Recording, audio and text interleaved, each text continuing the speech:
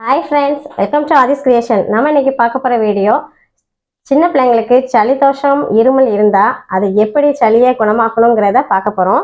நான் அதுக்கு கற்பூரவள்ளி இல்ல ஓமவல்லின்னு சொல்வாங்க அந்த இலையை எடுத்துர்க்கேன்। இந்த இலையை எப்படி யூஸ் பண்ணி எடுத்து சேர்த்துக்கணும்ங்கறத வாங்க வீடியோக்குள்ள போய் பார்ப்போம்। தோசைக்கல்ல அடுப்புல வச்சு தோசைக்கல் ஹீட் ஏறினதுக்கு அப்புறம் இந்த கற்பூரவள்ளியை அதெல்லாம் ஹீட் பண்ணணும்।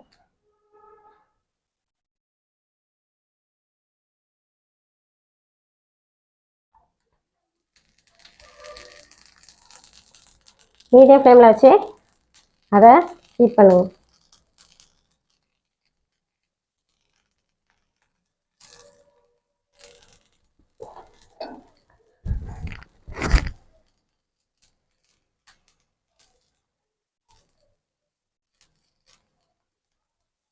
ஹீட் பண்ணிட்டு இதை பரட்டி போட்டுக்கோங்க।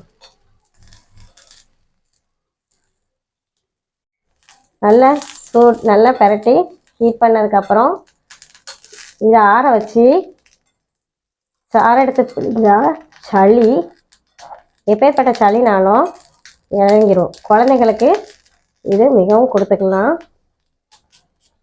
பெரிய ஆட்களுக்கு இதோட சேர்த்து மிளகையும் சேர்த்துக்கணும்।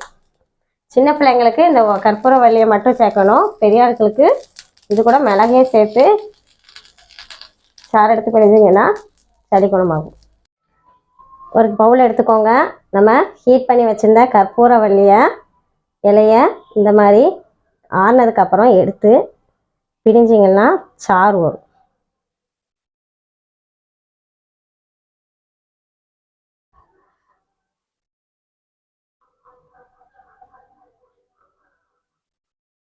இப்படி எல்லா இலையும் பிழிஞ்சு எடுத்துக்கோங்க।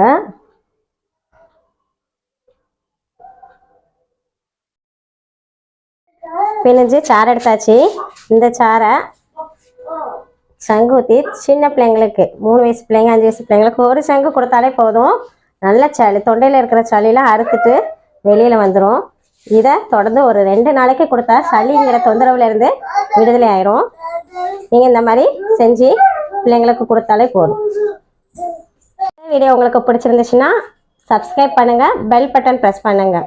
நீங்களும் இதை செஞ்சு பார்த்துட்டு வீட்டில் சளிகள் எப்படி இருக்குங்கிறத பார்த்துட்டு நீங்களும் கமெண்டில் சொல்லுங்கள்। நன்றி, வணக்கம்।